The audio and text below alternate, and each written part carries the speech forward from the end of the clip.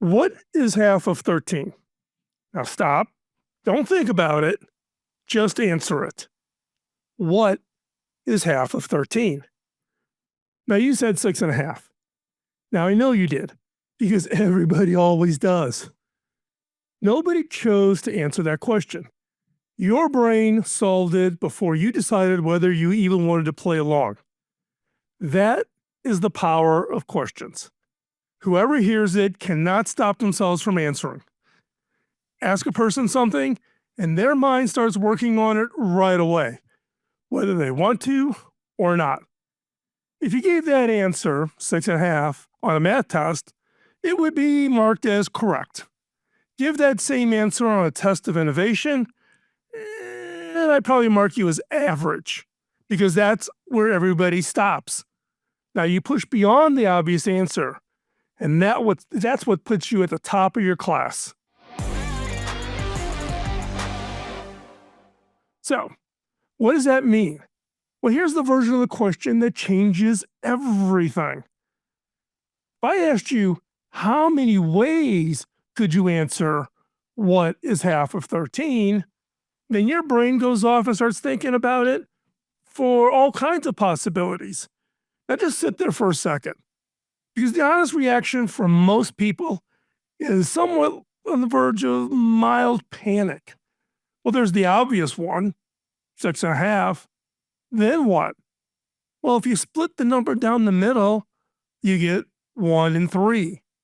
Now, if you take the word spelled out 13 and split it into syllables, then you get THIR and then TEEN. So now you split the word. Now, every one of those is a real answer to the question of how many different ways. Now, none of them occurred to you the first time, because the first time your brain wasn't looking for options, it was looking for an answer to the question. I could go off and pontificate on my distaste for the test culture that we've created, because it's trained our brains to find the answer. Now, I've run this exercise for years in my Innovation Bootcamp and Innovation Essentials workshops. One professor who uses my book in their class now opens every semester of her course with it. The class brainstorms as many answers to the question as possible. What do you think the record is? What's the most her students have been able to create when asked, how many different ways could you answer what is half of 13? Now, the record so far, and the book came out in 2012, so what, we're 14 years after the book came out? So far, the record for her class is 32. 32 different ways to answer that one question. And remember, asked the first way, that same question only gave you one answer. This isn't just a classroom trick. Researchers have measured this exact mental muscle since the 1960s, asking people how many uses they could find for a brick. Some people list 4. Some have been able to list 40.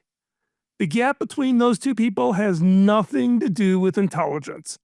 It's whether their mind treats the first answer as the end of the search, answering the test, answering the question, or the beginning.